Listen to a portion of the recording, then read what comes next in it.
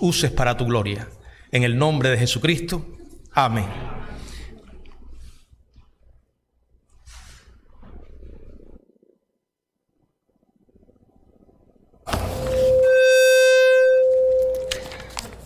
A buscar en sus Biblias, en el Evangelio de Juan, donde tuvimos la lectura devocional. No vamos a leer nuevamente el pasaje, está un poco extenso, pero iremos meditando en él a lo largo del mensaje de esta mañana. El mensaje lo hemos titulado El Salvador que conquistó la muerte. Qué tremendo saber que Jesús no solo murió en la cruz, sino que además resucitó, y Él vive y vive por los siglos. La muerte siempre ha sido un gran problema para los seres humanos, ¿verdad? Con su larga sombra que se extiende sobre cada aspecto de la vida humana, una larga sombra, como lo describe el Salmo 23, verso 4, aunque ande en valle de sombra de muerte. Bueno, la verdad es que la muerte llega y lo hace acabando con la mayoría de los sueños.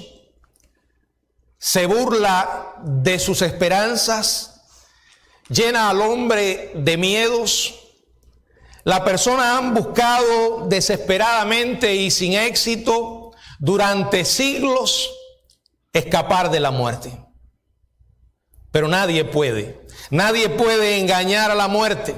Salomón escribió que no hay hombre que tenga potestad sobre el día de la muerte. Hebreos capítulo 9, verso 27 nos dice que está establecido que los hombres mueran una sola vez y después el juicio. La muerte es parte de la experiencia humana. Es universal porque el pecado también es universal. Dice la Biblia que la muerte entró por un hombre. Y dice además, porque en Adán todos mueren. La Biblia también nos dice, porque la paga por el pecado es muerte. Pero hay buenas noticias, maravillosas, y son aquellas que el Salvador venció a la muerte. Y tal como dice Hebreos, llegó para vencer, para quitar el temor de la muerte a aquellos que estaban sujetos a ella en servidumbre. Las buenas nuevas del Evangelio son que en Jesucristo conquistó la muerte. En Juan capítulo 8, verso 51, dice la palabra de nuestro Dios: de cierto os digo, que el que guarda mi palabra nunca verá muerte. Él consoló a Marta cuando estaba atribulada por la muerte de su hermano Lázaro, y lo hizo con una extraordinaria promesa que cada vez que la leemos nos llena de esperanza, de gozo. En Juan capítulo 11, en el verso 25, le dijo Jesús: yo soy la resurrección y la vida. El que cree en mí, aunque esté muerto, vivirá. Y todo aquel que vive y cree en mí, no morirá eternamente. Y le pregunta: ¿crees esto? El Señor Jesucristo también dijo: porque yo vivo, vosotros también viviréis. Durante toda su vida, Jesús realizó milagros que manifestaron su poder. Pero nada revela más claramente la grandeza de su poder que su propia resurrección. En esta narración sencilla, desde el verso 31 del capítulo 19 de Juan hasta el capítulo 20, verso 10, hay 3 manifestaciones del poder de Cristo sobre la muerte. Y cada una de ellas da cumplimiento a una profecía específica. Su poder se reveló en su misma muerte, su poder se manifestó en su sepultura y su poder se manifestó en su gloriosa resurrección. Meditemos pues, el poder de Cristo sobre la muerte se manifestó en su propia muerte. Dice el verso 31, entonces los judíos, por cuanto era la preparación de la Pascua, a fin de que los cuerpos no quedasen en la cruz en el día de reposo, pues aquel día de reposo era de gran solemnidad, rogaron a Pilato que se les quebrasen las piernas y fuesen quitados de allí. Vinieron pues los soldados y quebraron las piernas al primero y asimismo al otro que había sido crucificado con él. Mas cuando llegaron a Jesús, como le vieron ya muerto, no le quebraron las piernas. Pero uno de los soldados le abrió el costado con una lanza y al instante salió sangre y agua. Y el que lo vio da testimonio y su testimonio es verdadero. Y él sabe que dice verdad para que vosotros también creáis. Porque estas cosas sucedieron para que se cumpliese la escritura. No será quebrado hueso suyo. Y también otra escritura dice, mirarán al que traspasaron. Uno de los aspectos más inquietantes de la muerte es la sorpresa. Ese elemento sorpresivo que rodea a esta experiencia muchas veces llega de manera repentina e inesperada, dejando palabras por decir, planes por terminar, sueños por realizar y esperanzas por cumplir. Sin embargo, a diferencia de la experiencia humana, la muerte de Jesús no fue así. A él no lo sorprendió. Él la controlaba. El Evangelio de Juan en el capítulo 10, en el verso 17 y 18, dice la palabra de nuestro Dios, por eso me ama el Padre, porque yo pongo mi vida para volverla a tomar. Nadie me la quita, sino que yo de mí mismo la pongo. Tengo poder para ponerla y tengo poder para volverla a tomar. Este mandamiento recibí de mi Padre. Tengo poder para ponerla y tengo poder para volverla a tomar. La puso en su muerte y la tomó en su resurrección. Habiendo logrado la obra de la redención, exclamó en la cruz, consumado es. Y habiendo inclinado la cabeza, dice la Biblia, que entregó el Espíritu. La muerte de Jesús no fue la muerte de una víctima. Fue la muerte de la victoria. Nos dice en el verso 31, entonces los judíos, por cuanto era la preparación de la Pascua, a fin de que los cuerpos no quedasen en la cruz en el día de reposo, pues aquel día de reposo era de gran solemnidad, rogaron a Pilato que se les quebrase las piernas y fuesen quitados de allí. Estaba entrando la tarde del día de la preparación, o sea, el sábado. Para el sábado, es decir, era viernes, les preocupaba que los cuerpos de Jesús y los dos ladrones no quedaran allí en el día de reposo, cuyo inicio daba comienzo al caer el sol. Y dice la Biblia que aquel día era de gran solemnidad, aquel día de reposo, porque era el día de reposo de la semana de la Pascua, la cual extremaba la precaución de los líderes religiosos, una precaución derivada de las enseñanzas de la ley, específicamente aquella que aparece en el libro de Deuteronomio en el capítulo 21, en los versos 22 y 23. O hasta el 22 y 23. Este pasaje, que formaba parte de la ley, enseñaba que dejar los cuerpos expuestos en las cruces habría profanado la tierra.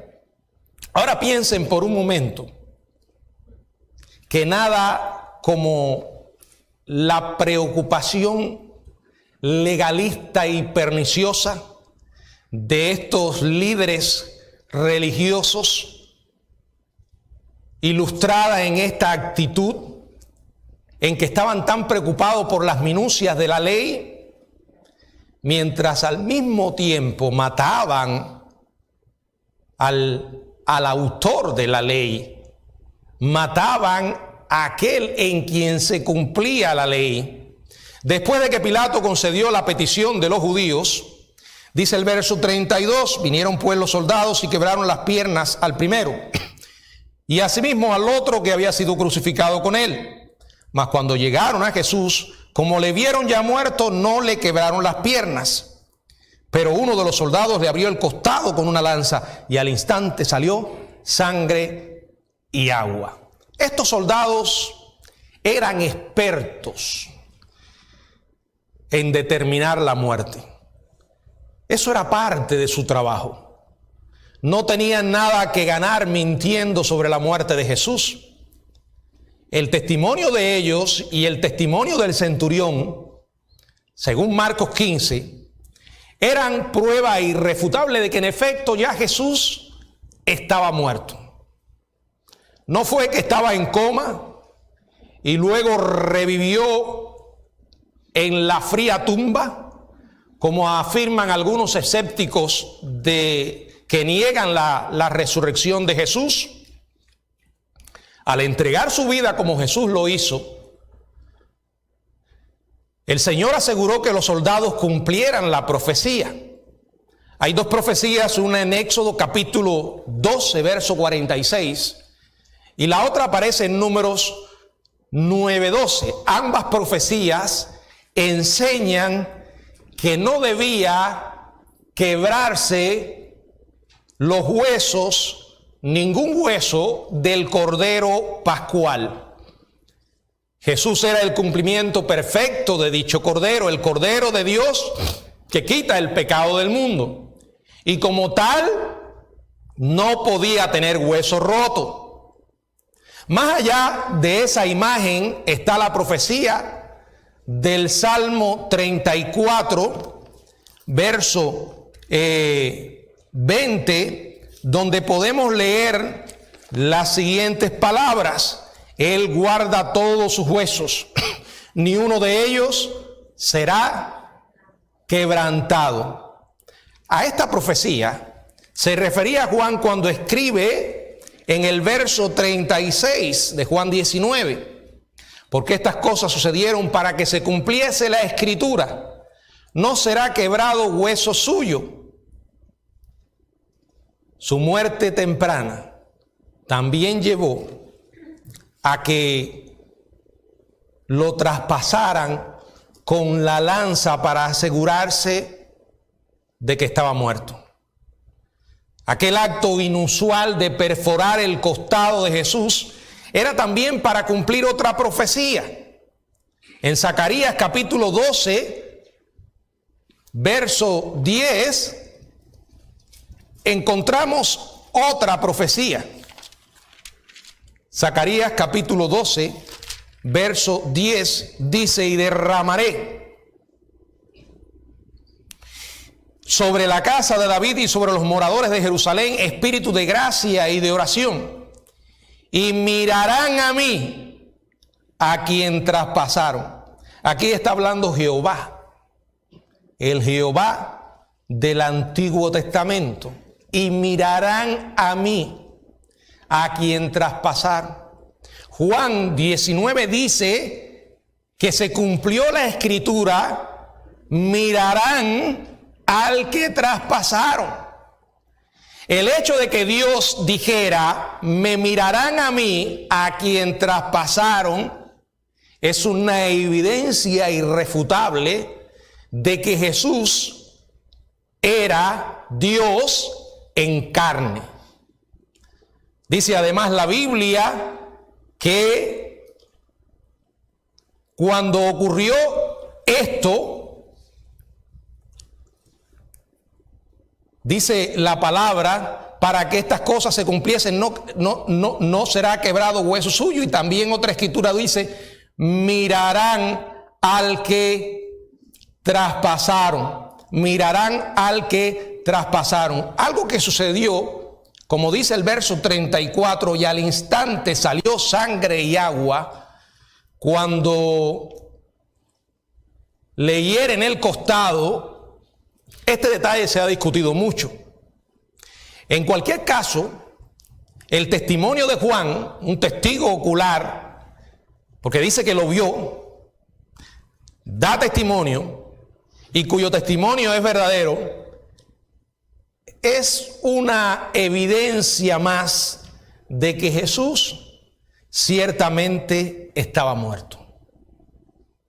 No fue una leyenda, no fue una fábula, es un registro histórico de acontecimientos reales. Y cuando Juan relata esto tenía un propósito, según el verso 31 en el capítulo 20, donde dice la palabra del Señor: pero estas cosas se han escrito para que creáis que Jesús es el Cristo, el Hijo de Dios, y para que creyendo tengáis vida eterna. Su muerte indudablemente fue una poderosa manifestación del poder de Dios. Jesús murió. Como Dios no pudo morir, pero como hombre sí murió. Su muerte fue real. Su muerte fue por nosotros. Él ocupó nuestro lugar en la cruz. Y al morir Jesús, dice Romanos capítulo 6, nosotros morimos con Él. Al creer que su muerte fue por nosotros. La muerte de Jesús, repito, no fue la muerte de una víctima. Él puso su vida, como más adelante también la volvería a tomar. Su muerte declaró de una manera irrefutable que aquel que estaba muriendo en la cruz era quien dijo ser Dios manifestado en carne. En segundo lugar, el poder de Cristo sobre la muerte se manifestó en su propia sepultura. Dice la palabra en Juan capítulo 19, verso 38 al 42. Después de todo esto, José de Arimatea, que era discípulo de Jesús, pero secretamente por miedo de los judíos, rogó a Pilato que le permitiese llevarse el cuerpo de Jesús. Y Pilato se lo concedió. Entonces vino y se llevó el cuerpo de Jesús. También Nicodemo, el que antes había visitado a Jesús de noche, vino trayendo un compuesto de mirras y de aloes, como 100 libras. Tomaron pues el cuerpo de Jesús y lo envolvieron en lienzos con especias aromáticas, según es costumbre sepultar entre los judíos. Y en el lugar donde había sido crucificado había un huerto, y en el huerto un sepulcro nuevo, en el cual no habían puesto a ninguno. Allí pues, por causa de la preparación de la Pascua de los judíos y porque aquel sepulcro estaba cerca, pusieron a Jesús. Jesús no mostró su divino poder solamente sobre la muerte al controlar los detalles de su muerte, sino algo aún más notable: Él controló también las circunstancias de su sepultura después de muerto. Como ocurrió con su muerte, Cristo reveló de esta manera su deidad y el cumplimiento de Isaías 53, verso 9. Miren, los romanos generalmente se negaban a permitir que los ejecutados por sedición recibieran sepultura. Los dejaban colgando para que los buitres vinieran y los animales de carroña, en un acto de indignidad final. Los judíos, sin embargo, no rechazaban la sepultura de nadie. Pero entonces, cuando se trataban de delincuentes, los sepultaban en un lugar aparte, en las afueras de Jerusalén.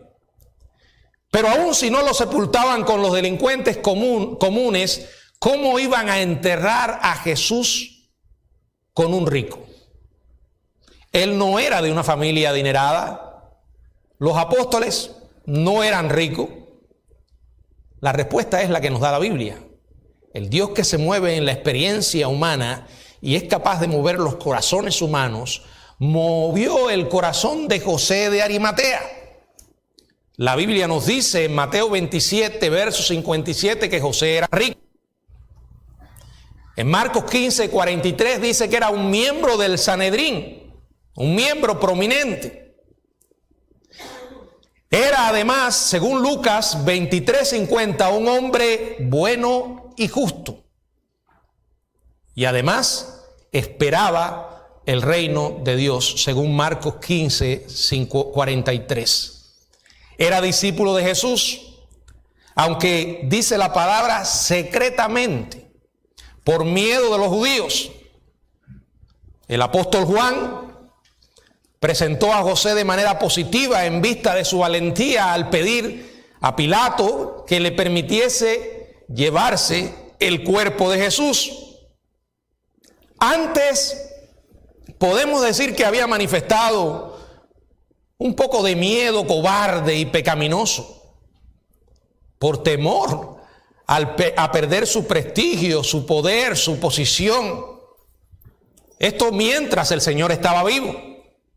Pero ahora se expone a un peligro mayor cuando decide acercarse a Pilato, quien en ese momento estaba bien cansado de los judíos, de los líderes judíos, y llega a él y le pide el cuerpo de un hombre ejecutado por ser rival del emperador. Después de asegurarse de que estaba muerto, según Marcos 15, Pilato le concede a José que tomara el cuerpo. Una vez recibida la aprobación del gobernador, José inmediatamente se lleva el cuerpo de Jesús, lo prepara rápidamente para la sepultura, y en esta labor cuenta con la ayuda de un hombre llamado Nicodemo, otro miembro del Sanedrín, aquel hombre que vino a Jesús de noche. Y en Juan capítulo 3 está el relato de la enseñanza acerca del nuevo nacimiento, que fue el tema que Jesús conversó con Nicodemo. Dice, el que antes había visitado a Jesús de noche. Hermanos, aunque ambos mantuvieron en secreto su lealtad a Jesús mientras estuvo vivo, ahora, de una manera valiente, se enfrentan a la ira del resto del Sanedrín para sepultar el cuerpo. Dios movió el corazón de estos hombres. Nicodemo lleva un compuesto de mirra y de aloes. Dice que era como de 100 libras, o sea, alrededor de 65 libras actuales. Esta clase o esta cantidad de especias se había usado para ungir el cuerpo de un rey o de una persona rica. José y Nicodemo, dice el verso 40, tomaron pues el cuerpo de Jesús y lo envolvieron en lienzos con especias aromáticas, según es costumbre sepultar entre los judíos. A diferencia de los egipcios, los judíos no practicaban embalsamar a los muertos. Ellos usan especias fragantes para contener el olor de la putrefacción, tanto como esto fuera posible. José, ni Nicodemo, ni las mujeres, realmente por su manera de actuar, estaban esperando que Jesús resucitara. Si ellos hubiesen creído en las predicciones que él hizo de que lo haría, no se habrían preocupado tanto por su cuerpo mientras estaba en la sepultura. Solamente Juan relata, dice, y en el lugar donde había sido crucificado había un huerto, y en el huerto un sepulcro nuevo, en el cual no había sido puesto ninguno. El evangelista Mateo, en el capítulo 27, verso 60, nos da un detalle, y dice que la tumba era propiedad de José de Arimatea. La tumba también estaba cercana. Y esto fue un acto providencial porque el día de reposo llegaba y todo el trabajo tenía que cesar. Verso 42, allí pues por causa de la preparación de la Pascua de los judíos y porque aquel sepulcro estaba cerca, pusieron a Jesús. Hermanos, cuando meditamos en este pasaje, vemos una y otra vez la intervención milagrosa de Dios. No solamente vemos la mano de Dios en la muerte de Jesús, dando cumplimiento a las profecías, sino también vemos el poder de Dios sobre la muerte, dando cumplimiento a las profecías en su propia sepultura, moviendo el corazón de José y Nicodemo, buscando o llevando a un sepulcro cercano. Repito, en su sepultura, como en su muerte, Jesús orquestó todos los detalles para cumplir el propósito de Dios que ya había sido revelado. Pero hay más. El poder de Cristo, específicamente el poder sobre la muerte misma, se manifestó en su gloriosa resurrección. El Evangelio no es que solo Jesús murió. El Evangelio no es que solo Jesús fue sepultado. El Evangelio completo es la realidad de que resucitó. En el pasaje que leemos ahora, en el capítulo 20, verso del 1 al 10, dice: el primer día de la semana, María Magdalena fue de mañana, siendo aún oscuro, al sepulcro, y vio quitada la piedra del sepulcro. Entonces corrió y fue a Simón Pedro y al otro discípulo, aquel al que amaba Jesús, y les dijo: se han llevado del sepulcro al Señor, y no sabemos dónde le han puesto. Y salieron Pedro y el otro discípulo, y fueron al sepulcro. Corrían los dos juntos, pero el otro discípulo corrió más aprisa que Pedro, y llegó primero al sepulcro. Y bajándose a mirar, vio los lienzos puestos allí, pero no entró. Luego llegó Simón tras él y entró en el sepulcro, y vio los lienzos puestos allí, y el sudario que había estado sobre la cabeza de Jesús, no puesto con los lienzos, sino enrollado en un lugar aparte. Entonces entró también el otro discípulo que había venido primero al sepulcro, y vio y creyó, porque aún no habían entendido la escritura, que era necesario que él resucitase de los muertos. Y volvieron los discípulos a los suyos. La demostración final del poder de Cristo sobre la muerte, y por lo tanto la máxima prueba de su deidad, fue que resucitó. También fue el cumplimiento de profecías del Antiguo Testamento. En el Salmo 16, verso 10, habla sobre esto. En el libro de los Hechos, en el capítulo 2, 25 al 28. Todo esto se cumplió, como la palabra de Dios decía, como el mismo Jesús proclamó una y otra vez, que declaró ser Dios. Y aquí hizo más, demostró ser Dios. Dice: el primer día de la semana, María Magdalena fue de mañana al sepulcro. Bueno, comparando los evangelios, les voy a relatar el orden en que ocurrió los hechos de aquel primer día de la semana. Los evangelios sinópticos dicen que varias mujeres fueron a la tumba esa mañana. Juan solo menciona a María y dice que llegó allí siendo aún oscuro, a diferencia de los demás que llegaron después de la salida del sol. Evidentemente las mujeres salieron juntas, pero María se adelantó a los demás y llegó primero a la tumba. Al llegar se encuentra con el espectáculo de que la piedra del sepulcro había sido quitada. María teme lo peor. Sin duda pensó que los salteadores de tumbas habían interrumpido en la tumba y habían robado el cuerpo de Jesús. Dice el verso 2, entonces corrió y fue a Simón Pedro y al otro discípulo, aquel al que amaba a Jesús, y les dijo: se han llevado del sepulcro al Señor y no sabemos dónde le han puesto. Bueno, en aquellos tiempos estaban los peligrosos ladrones de tumbas que llegaban y arrasaban con todo lo que encontraban allí. María pensó esto y entonces corre al encuentro de Pedro y de Juan, y cuando ella va a buscarles, no estaba presente en el momento cuando los ángeles se le aparecen a las otras mujeres y le anuncian la resurrección del Señor. Entonces después ella regresa sola a la tumba y vio los ángeles y entonces se encuentra con el Señor resucitado. Aunque inicialmente eran escépticos de las explicaciones de María y de las otras mujeres de que la tumba estaba vacía, a la larga Pedro y el otro discípulo, que no era otro sino Juan, aunque no se menciona por nombre, fueron al sepulcro. Y dice el verso 4 y 5, corrían los dos juntos, pero el otro discípulo corrió más aprisa que Pedro y llegó primero al sepulcro. Y dice el verso 5, y bajándose a mirar, vio los lienzos puestos allí, pero no entró.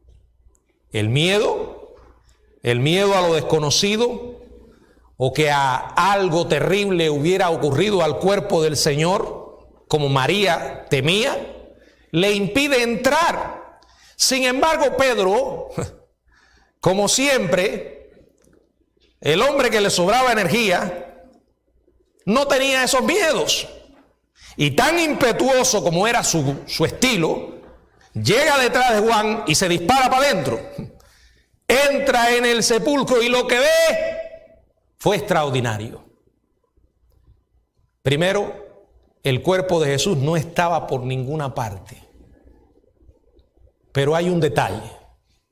Dice la Biblia que los lienzos con los cuales lo habían sepultado estaban puestos allí.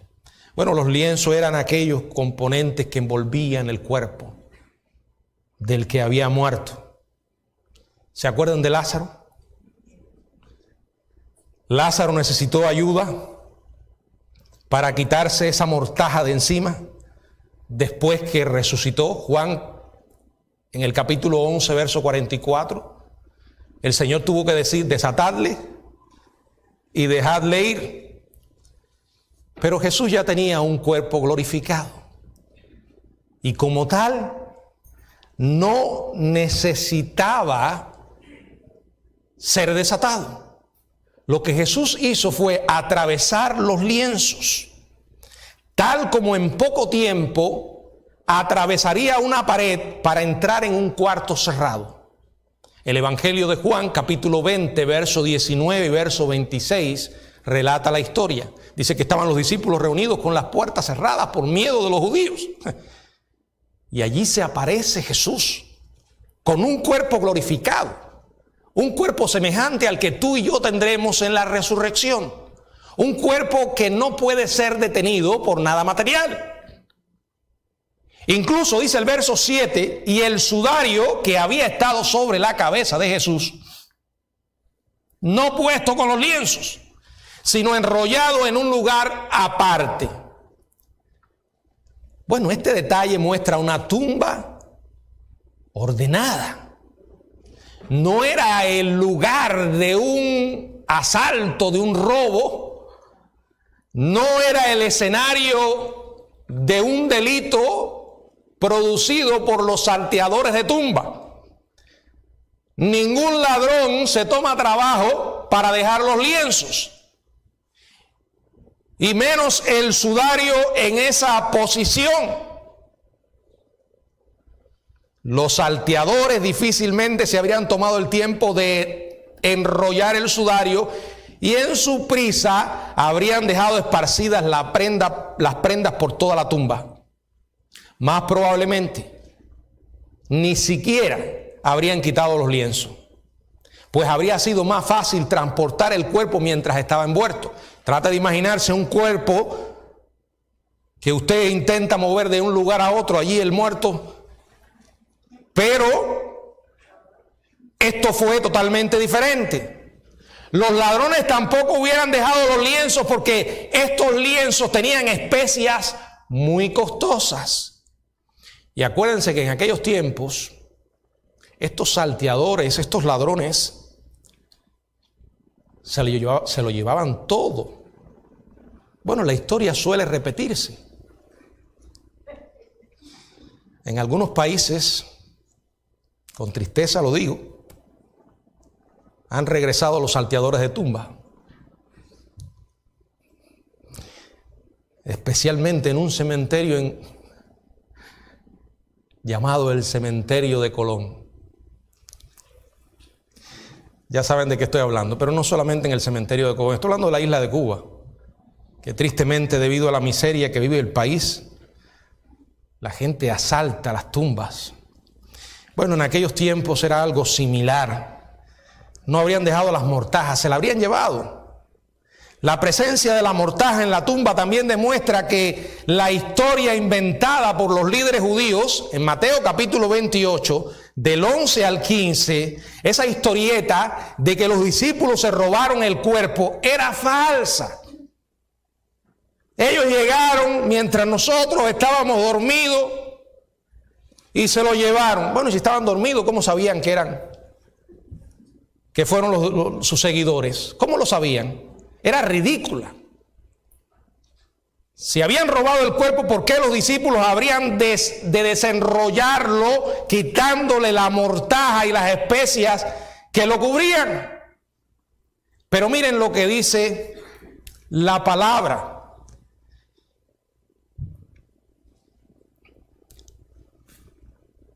Dice allí que Juan entró. Dice aquí el otro discípulo, el que había venido primero al sepulcro y vio y creyó. ¿Qué vio Juan? Lo que estoy relatando, lo que está aquí en la Biblia. Eso para él fue suficiente. Vio y creyó que Jesús había resucitado. La tumba estaba vacía, las prendas bien dobladas en el sepulcro, el sudario enrollado. Esto fue suficiente para Juan. Y aun cuando Pedro y él no habían entendido las escrituras de que era necesario que él resucitase de los muertos, ya fuera con fe o con desconcierto, volvieron los discípulos a los suyos. Hermanos, aquella tumba estaba vacía porque Jesús se levantó de los muertos. A lo largo de la historia no se ha podido rebatir con evidencias la proclamada resurrección de Jesucristo. No han podido. Muchas historias han aparecido a lo largo del tiempo, específicamente cuando llega esta época del año, pero son inventos. Son historias falsas, intentando desacreditar el mensaje del Evangelio, pero no han podido ni podrán, porque Jesús verdaderamente se levantó de los muertos. Él demostró que era quien dijo que era. Conquistó la muerte manifestando su poder sobre su propia muerte.